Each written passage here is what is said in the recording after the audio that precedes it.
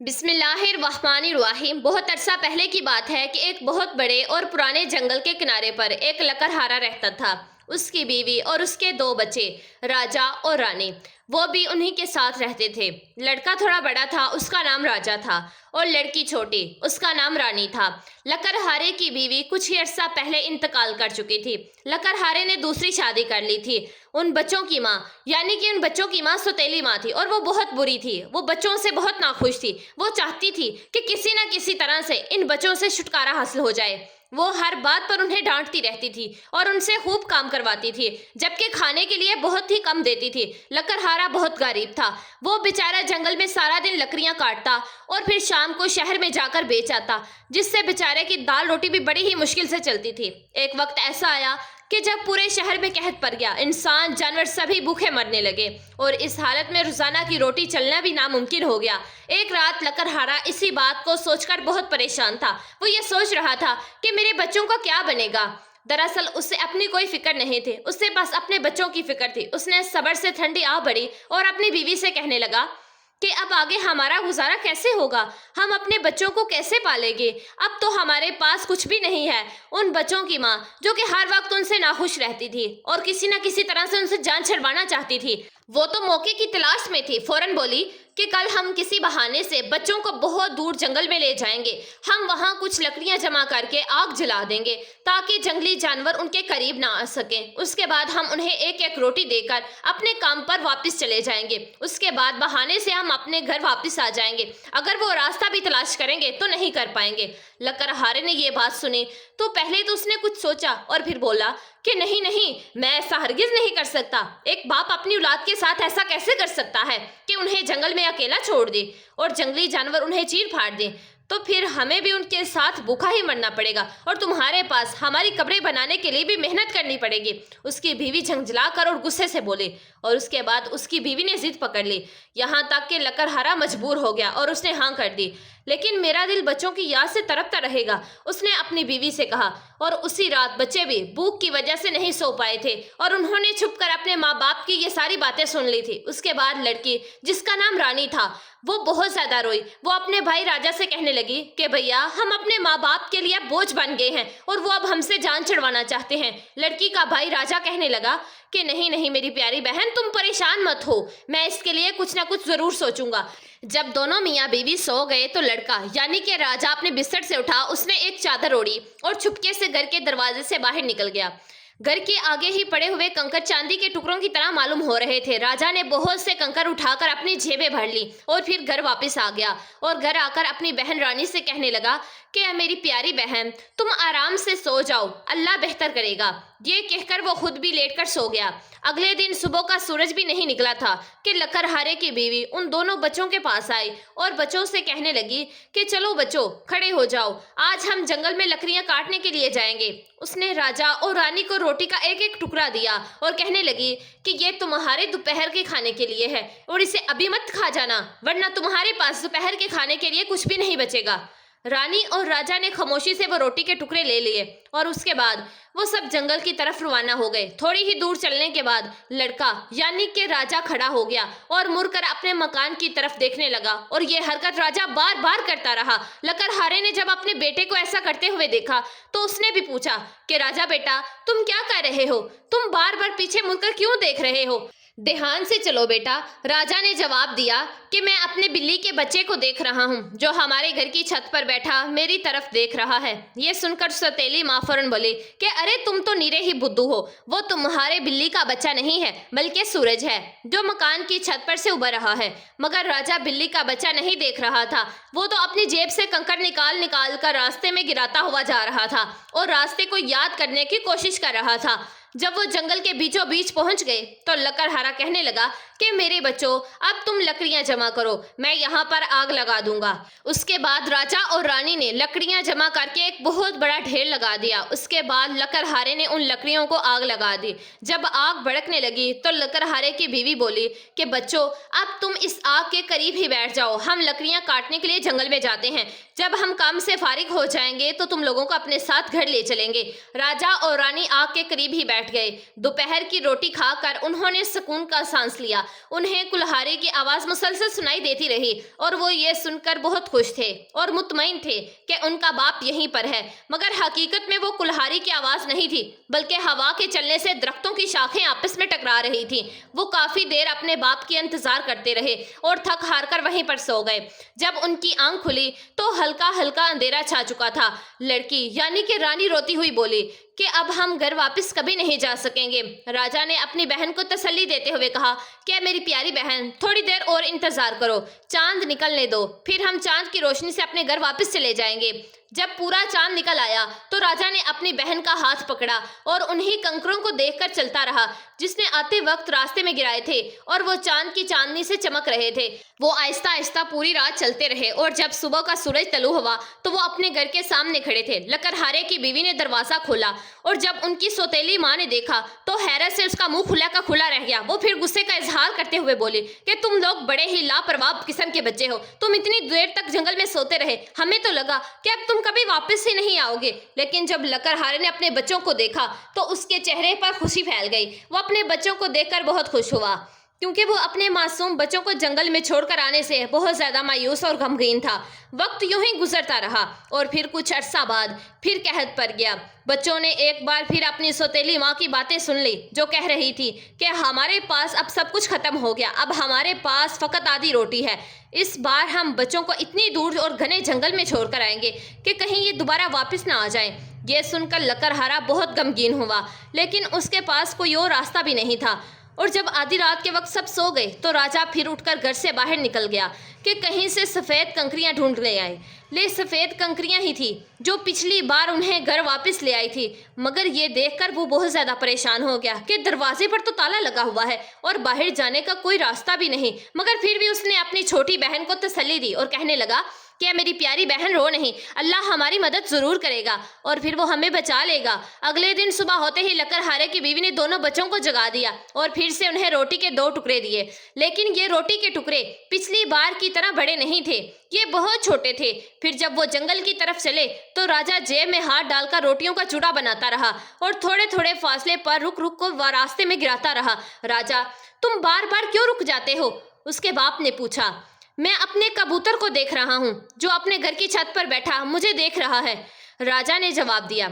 اس کی سوتیلی ماں بولی کہ وہ تمہارا کبوتر نہیں ہے، وہ تو سورج کی کرنیں ہیں جن سے چمنی چمک رہی ہے۔ لیکن راجا تو روٹی کے چھوٹے چھوٹے ٹکڑے راستے میں ہی گراتا چلا جا رہا تھا۔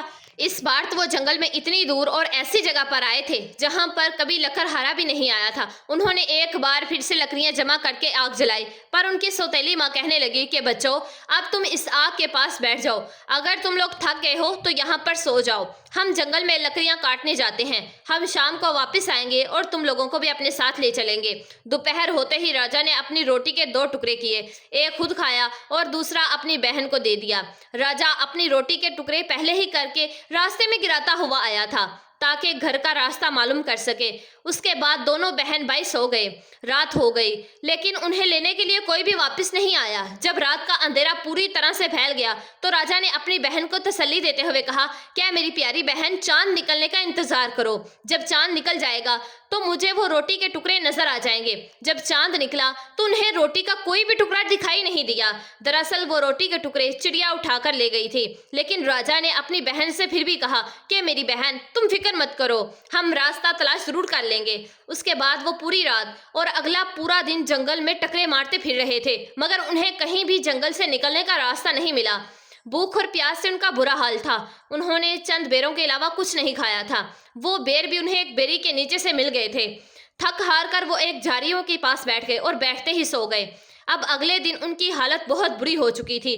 وہ سوچنے لگے کہ آج بھی انہیں کھانے کے لیے کچھ نہیں ملا تو وہ بھوک سے مر جائیں گے۔ دوپہر کے وقت انہیں ایک پرندہ دکھائی دیا جو درخت کی شاخ پر بیٹھا بڑی سریلی آواز میں گانا گا رہا تھا۔ اس کا رنگ بالکل سفید تھا۔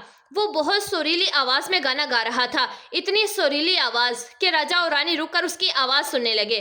پھر وہ پرندہ پھر پھرا کر اڑنے لگا اور دونوں بہن بھائی اس کے پیچھے پیچھے چلنے لگے۔ ایسا معلوم ہو رہا تھا کہ جیسے وہ انہیں اپنے پیچھے پیچھے چلنے کے لیے کہہ رہا ہو۔ پھر وہ چلتے چلتے ایک چھوٹے سے مکان کے پاس پہنچے۔ جب وہ قریب پہنچے تو وہ یہ دیکھ کر حیران ہو گئے کہ وہ مکان ڈبل روٹی سے بنایا گیا تھا، کیونکہ اس کی چھت وہ بھی روٹی سے بنی ہوئی تھی۔ راجا نے جب یہ دیکھا تو خوشی سے اچھل پڑا اور کہنے لگا کہ اب ہم اپنی ساری زندگی یہاں پر گزاریں گے اور اب ہم بغیر محنت کیے ہی اپنا پیٹ بھی بھر سکتے ہیں۔ یہ کہہ کر راجا نے تھوڑی سی چھت توڑ لی تاکہ دیکھ سکے کہ وہ سچ میں روٹیاں ہی ہیں یا کچھ اور رانی نے کھڑکی کے پاس جا کر تھوڑی سی کھڑکی توڑ کر اپنے منہ میں ڈال لی۔ اس کے بعد انہیں ایک لڑزتی ہوئی آواز سنائی دی۔ کوئی کہہ رہا تھا کہ کھاتا ہے ہی کون شیطان میرا چھوٹا سا مکان۔ اس پر بچوں نے جواب دیا کہ جنت ہے یہ بچوں کی، غریبوں کی، مجبوروں کی۔ یہ کہہ کر وہ روٹی کھانے میں مصروف ہو گئے۔ اس کے بعد دروازہ کھلا اور ایک بہت ہی بوڑھی اور کمزور عورت جس کی کمر جھکی ہوئی تھی وہ اپنی لاٹھی ٹیکتی ہوئی گھر سے باہر نکلی۔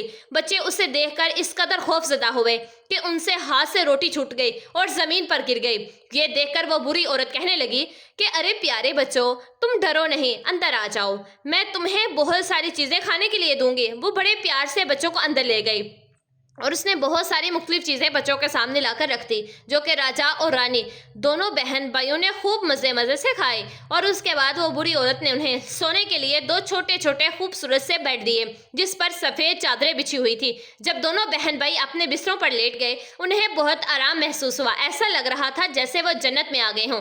بری عورت یوں تو ان بچوں سے بہت محبت کا برتاؤ کر رہی تھی، لیکن حقیقت میں وہ ایک خطرناک جادوگرنی تھی جو راستہ بھٹکے ہوئے مسافروں کو اسی طرح سے اپنے پاس بلاتی تھی اور ان کی خوب خاطر توجہ کرتی تھی۔ اس کے بعد انہیں پکا کر کھا جاتی تھی۔ جب راجا اور رانی دونوں اپنے بستر پر سو گئے تو وہ زور زور سے ہنسنے لگی۔ اس کے منہ میں پانی بھر آیا تھا اور چٹکارا لیتے ہوئے بولی کہ اب یہ میرے قابو میں ہے، اب یہ کہیں نہیں جا سکتے۔ اگلے دن صبح کے وقت وہ بچے اٹھے بھی نہیں تھے کہ بڑھیا اٹھ گئی۔ اس نے بچوں کو دیکھا، وہ ابھی تک سوئے ہوئے تھے۔ سوتے ہوئے وہ دونوں بہن بھائی بہت پیارے لگ رہے تھے۔ انہیں دیکھ کر بڑی عورت مسکرائی اور من ہی من میں سوچنے لگی کہ ان کا گوشت تو بہت ہی مزے کا ہوگا۔ پھر اس نے راجا کو اپنی گود میں ایسے اٹھا لیا جیسے کوئی بہت طاقتور عورت ہو اور اس کی جھکی ہوئی کمر بھی سیدھی ہو گئی تھی۔ اب وہ کمزور معلوم نہیں ہو رہی تھی۔ وہ راجا کو لے کر باہر آ گئی اور گھر کے پاس ہی ایک کمرے میں لے گئی۔ وہ کمرہ دراصل پنجرا تھا۔ اس نے راجا کو اندر ڈال کر باہر سے کنڈی لگا دی۔ وہ چاہے جتنا بھی چیختا چلا تھا لیکن اس کی آواز وہاں پر سننے والا کوئی نہیں تھا۔ اب بوڑھی عورت کمرے میں واپس آئی اور رانی ابھی تک سوئی ہوئی تھی۔ اسے یہ نہیں معلوم تھا کہ اس کا بھائی اس کے پاس نہیں ہے۔ بڑھیا نے رانی کو زور سے جھنجھوڑ ڈالا۔ رانی ڈر کر اٹھ گئی۔ وہ حیرانی سے بری عورت کی طرف دیکھنے لگی کہ جس کی آنکھوں میں محبت کی بجائے غصہ تھا۔ اس نے غصے سے کہا کہ اٹھ کاہل لڑکی، چل پانی لے کر آ اور اپنے بھائی کے لیے کچھ پکا کر دے۔ جب وہ کھا کر خوب موٹا تازہ ہو جائے گا تو میں اسے کھا جاؤں گی۔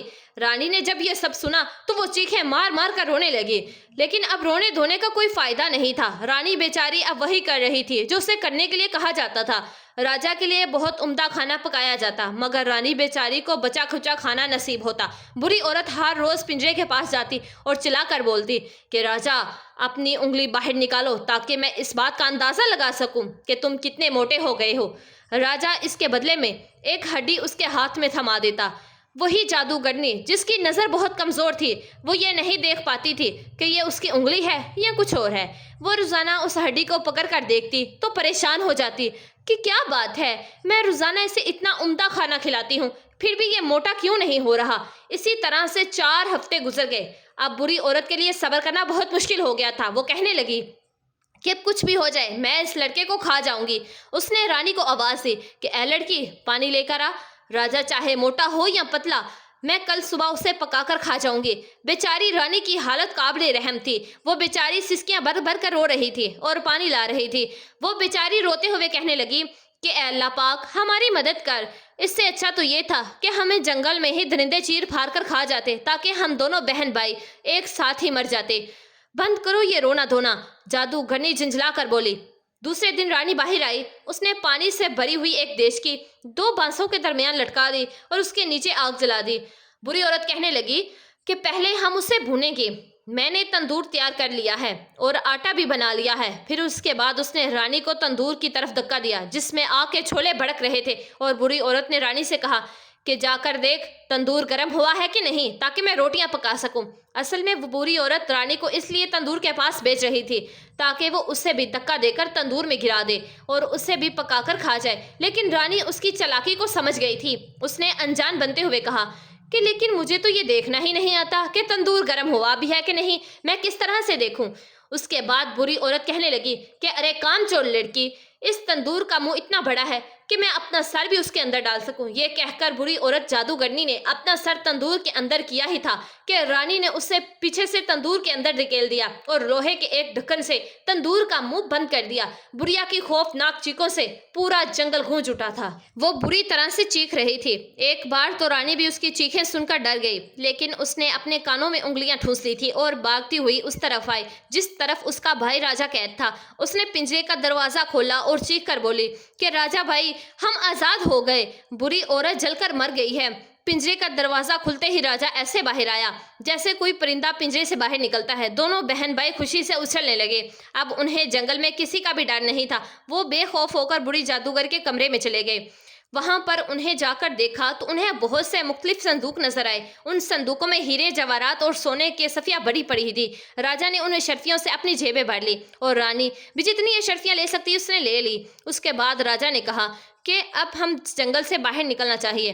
کئی گھنٹے بھٹکنے کے بعد وہ ایک جھیل پر پہنچے۔ اب ہم اس کے پار کیسے جائیں گے؟ راجا نے کہا کہ مجھے تو اس کے پار جانے کا راستہ دکھائی نہیں دیتا۔ رانی نے کہا کہ دیکھو سامنے ایک بہت بڑا چھتر مرغ کھڑا ہے، میں اسے کہتی ہوں کہ وہ ہماری مدد کرے۔ رانی نے کہا کہ وہ اس کے پاس گئی اور کہنے لگی کہ پیارے چھتر مرغ، ہم دونوں بہن بھائی بہت پریشان کھڑے ہیں اور ہم اپنے گھر واپس جانا چاہتے ہیں۔ اس کے بعد شتر مرغ ان کے پاس آ گیا۔ راجا شتر مرغ کے اوپر چڑھ کر بیٹھ گیا۔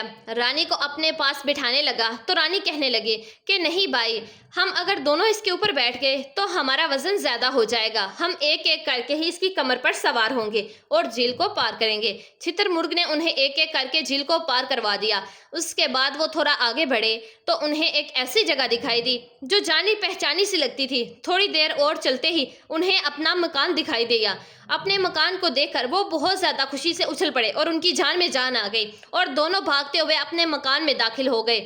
ان کے باپ نے جب اپنے بچوں کو زندہ سلامت دیکھا تو اس کی خوشی کی انتہا نہ رہی۔ جب سے وہ اپنے معصوم بچوں کو جنگل سے چھوڑ کر آیا تھا تو اسے چین نہیں آ رہا تھا۔ وہ ہر وقت اپنے بچوں کی یاد میں رہتا اور روتا رہتا تھا۔ اس کی بیوی جو ان بچوں کی سوتیلی ماں تھی وہ بھی بیمار ہو کر مر چکی تھی۔ راجا اور رانی نے ہیرے جواہرات کو اپنے باپ کے آگے ڈھیر لگا دیا جنہیں وہ بری جادوگرنی کے مکان سے لے کر آئے تھے، اور اس طرح سے ان کی تمام زندگی کی پریشانیاں ختم ہو گئی اور سوتیلی ماں سے بھی ان کی جان چھوٹ گئی۔ وہ خود ہی اپنی کرتوتوں کی وجہ سے اپنی جان سے ہاتھ دھو بیٹھی تھی اور خوشی سے دونوں بہن بھائی اپنے باپ کے ساتھ زندگی بسر کرنے لگے۔